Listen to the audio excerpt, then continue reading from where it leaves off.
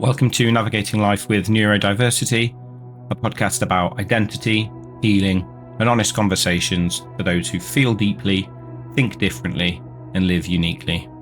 My name is Matt, and I'm glad you're here. Some of the more observant amongst you might notice that I have recently removed an episode from this podcast, and that's because in conversation with a few trusted friends, they felt that the point that would be taken away from that episode wasn't the one I was trying to make. And one of the key aspects of moving forward in life and living with any type of neurodiversity is accountability, owning your mistakes and learning from them. So I took the episode down, and I'm going to use today's episode to talk about a topic that has become a bit of a buzzword in society, often a word that gets thrown out to justify someone's actions or to excuse someone's actions. It's often used by the actual individual to escape accountability. And that word is narcissism or narcissist. Today I'm going to discuss how narcissists will constantly escape accountability to avoid ownership of their own actions, continue playing the victim in order to continue and prey on other people. They're a rare kind of predator. They don't growl or bare teeth. That they smile and play the victim, and they weave a story so convincing that even you begin to believe that you're the problem. They're a wolf in sheep's clothing, a narcissistic abuser who thrives not through open aggression, but through distortion, manipulation, and a calculated refusal to ever be held accountable. This isn't just theory, it's personal. I've lived through it. The gaslighting, the blame shifting, the quiet but suffocating erosion of self. Narcissists don't just fear accountability, they see it as a direct threat to their survival. Because if they are ever seen for who they truly are, the mask slips, and they lose their power to continue preying on other people. There's a moment in every survivor's journey when the fog starts to lift, when you begin to realise that everything you were made to feel responsible for wasn't yours to carry. I've lived that moment. I've sat in the confusion, the guilt, the self-blame, and the exhaustion of trying to reason with someone who was never willing to be held accountable. Because to them, accountability is a threat, it's a weakness, a crack in their carefully constructed social image. Today's episode isn't just about narcissistic abuse in theory, it's about what it feels like when it's reality. It's about how these abusers weaponize denial, gaslighting, and blame shifting to keep control, how they prey on other people, neurotypical and neurodivergent, the latter of which already being wired to take on more responsibility than they should. It's about recognizing those patterns and learning how to break free.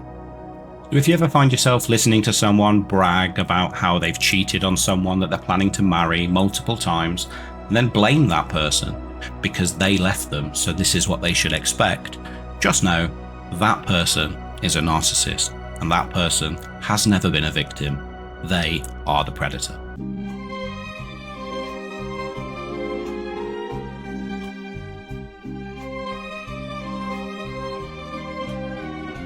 To explain some of the tactics that narcissists use to escape accountability, they use things like gaslighting, where they distort reality to maintain control. It's one of the most dangerous tools in a narcissist's arsenal. It's a slow and deliberate distortion of your perception. It isn't about denying events, it's about making you doubt your ability to trust your own mind. And the more you question their version of events, the more they make you question your sanity instead. They'll blame shift and project, make you the villain in their story, because blame can't ever stick to them. They're too practiced in the art of redirection. They'll hurt you, then accuse you of provoking it.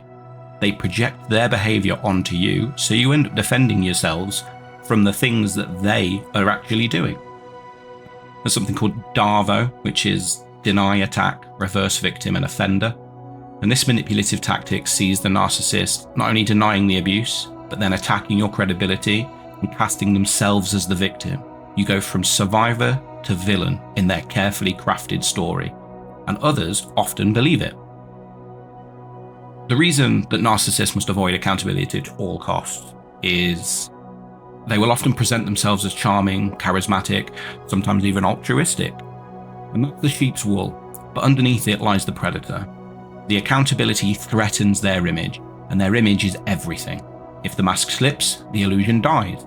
So they may gaslight, manipulate, smear and isolate, not just to avoid blame, but to keep their performance alive. Accountability requires humility, something that narcissistic abusers fundamentally lack. It means admitting they've caused harm. It means making amends, apologizing, being seen as imperfect. But for them, their entire identity depends on appearing flawless, in control, or superior. You might find that they take holidays for plastic surgery, or frequently create new social media accounts so they can continue to reinvent themselves. And this makes them more convincing, because each time a narcissist dodges the consequences of their actions, they learn, they evolve, and they adapt their manipulation further. They'll sometimes use real-life hardships, trauma, grief, addiction as a distraction from the damage they are causing. Their pain becomes a performance, a shield from accountability, and a trap for your empathy. The pain might be real. The performance is manipulative. They play the victim. They will cry over the wreckage of a life they burned to the ground. They grieve lost relationships that they sabotaged, and they act heartbroken over the consequences they cause, and the world around rushes to comfort them.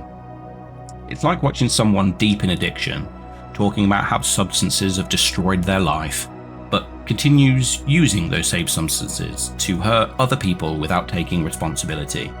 The pain may be real, but it does not excuse the harm inflicted, and when they weaponize their pain, it becomes yet another tactic of evasion.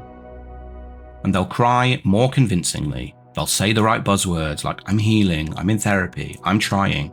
They admit just enough to appear remorseful, while still dodging the deeper truths. It's a refined manipulation. It isn't change. The silent helpers that stand by them and enable them and shield them from accountability, often referred to as the flying monkeys or the narcissist personal PR team. Anyone who repeats their narrative becomes an extension of the abuse. Sometimes it's intentional, often it isn't, but the effect is the same. The narcissist is protected, the survivor is silenced. Complicity doesn't always look like support. Often it looks like silence, like minimizing, like avoiding the discomfort of the truth. But silence sides with the abuser. Narcissists often appear kind. They'll appear wounded or misunderstood, and people believe them. Their performative pain earns them sympathy, while a survivor is painted as cold or cruel. They'll often fake an illness or a neurodivergent condition, let's say borderline personality, for example. I've talked about how neurodivergent makes people process things differently. In my example, how I don't always show emotion the way people expect. How I internalize pain and try and make logical sense of chaos. That makes me a perfect target for a narcissist, because when you already carry a sense of being too much or not enough, a narcissistic abuser will twist that into a narrative where everything is your fault. They'll weaponize your faults against you. In my case, my loyalty, my need for structure, my trust in other people's words. And when that escalates, it's no longer about control, it's about image. They can't risk being seen for who they truly are, so they double down, harder, louder, and meaner. Even after escaping, the scars still remain. I sometimes still catch myself questioning the reality. I sometimes still feel the need to over-explain, to apologize for things that were never mine to be sorry for. But yet healing has also taught me this: the more I reclaim my story, the less power their narrative holds. Every time I name the abuse for what it was, every time I recognize a DARVO pattern or shut down my own internalized gaslighting, I take another step towards freedom. At this midpoint, I hope it's become very clear that I put an awful lot of time and research into some of these posts. If you or someone you may know may benefit from the insights shared within this episode, please like, subscribe, share it around. So I guess the only thing left to talk about is the aftermath and how to reclaim your power, even when their enablers are still in the room. There are a few points to raise. The first one being you need to detach from the need for validation. The truth doesn't need their approval to be valid. Speak it anyway.